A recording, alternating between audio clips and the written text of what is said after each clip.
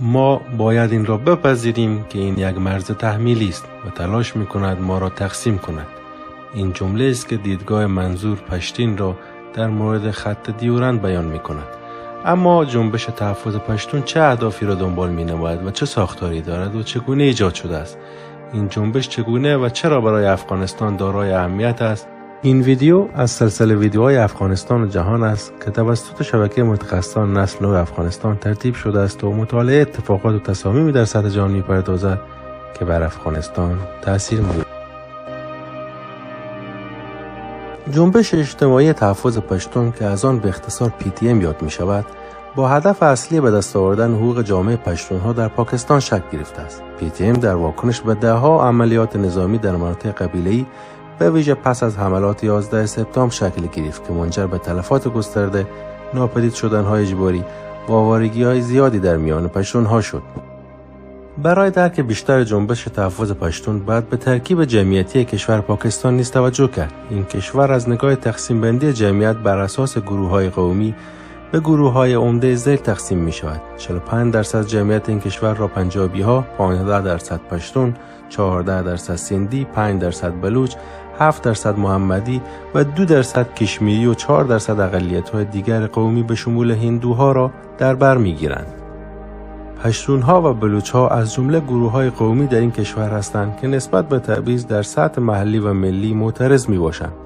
PTM مدعی نمایندگی از 35 میلیون پشتون در این کشور است و باور دارد که پشتونها در تقسیم منابع اقتصادی و توسعه زیرساخت‌ها در مناطق خود نادیده گرفته شدند. بسیار از پروژه‌های توسعه و سرمایه‌گذاری در پنجاب متمرکز است و این امر باعث افزایش نارضایتی میان پشتونها شده است. از نظر سیاسی آنها معتقدند که نمایندگانشان در پارلمان نادیده گرفته میشوند و در تصمیم‌گیری‌های کلان کشور نقشی ندارند. از طرفی وجود اختلافات فرهنگی و قومی میان پشتونها و پنجابی‌ها نیز به تنش‌ها دامن زده است. پشتونها به شدت به هویت قومی و فرهنگی خود اهمیت می‌دهند و هر گونه تهدید به این هویت می‌تواند منجر به واکنش‌های گسترده آنها شود. رخدادهایی مانند عملیات نظامی در وزیرستان شمالی در سال 2014 خشم جامعه پشتون را برانگیخت و به خواستهایی برای پاسخگویی و عدالت منجر شد. اما رویدادهای دیگری نیز در شکل‌گیری و گسترده شدن این جنبش نقشی جدی داشته است. قتل غنی خان، شاعر معروف پشتون، در اوایل سال 2018 یک نقطه عطف برای این جنبش بود. مرگ او اعتراضاتی را در سراسر مناطق پشتون نشین به دنبال داشت و مردم را برای مقابله با خشونت‌های دولتی متحد کرد.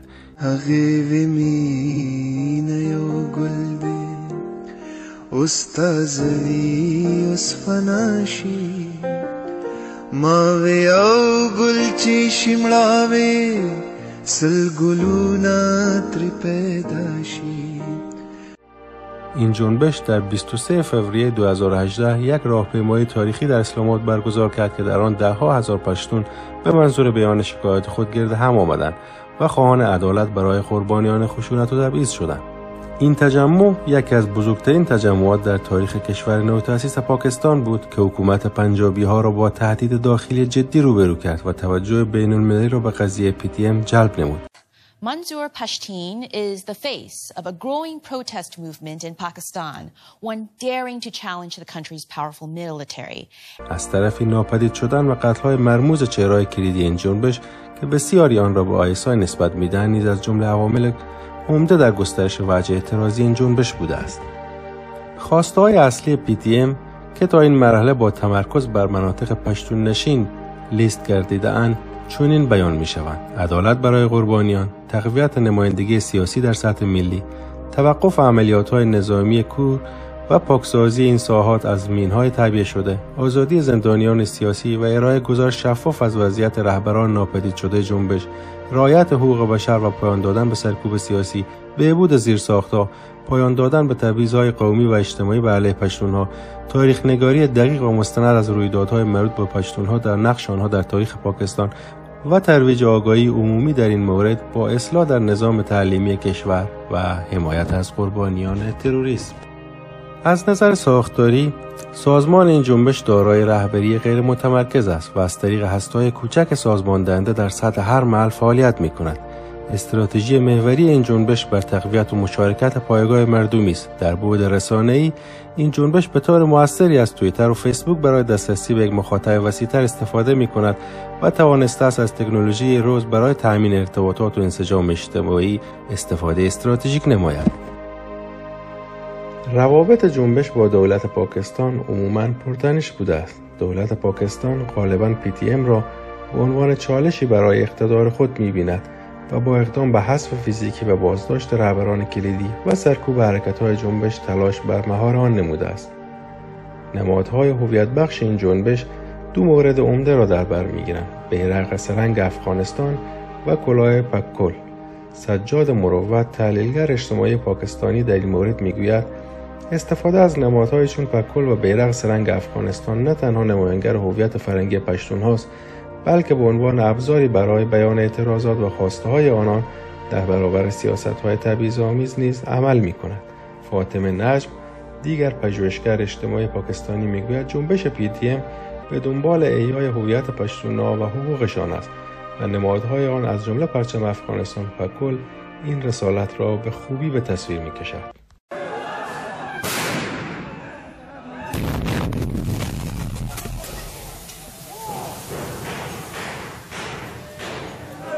PTM خود را به طور خاص از طالبان افغانستان و پاکستان جدا می کند و به دنبال رویکردی غیر خشونت‌آمیز و صلح‌طلبانه است.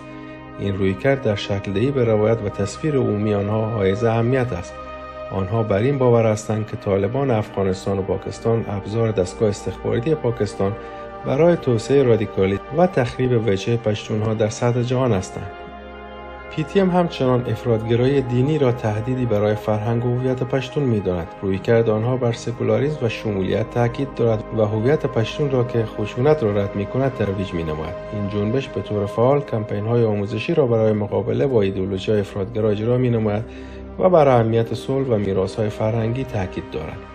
منصور پشتین در یکی از مصاحبه‌هایش بیان کرده است: ما نمی‌توانیم بگذاریم که افراط‌گرایی فرهنگ غنی ما را تحت تاثیر قرار دهد. هویت پشتون ما باید در برابر این تهدیدات محافظت شود. رهبر جنبش تحفظ پشتون بر وحدت میان پشتون‌ها تاکید کرده و انتقاداتی به تقسیم ایجاد شده توسط خط دیورند داشته است.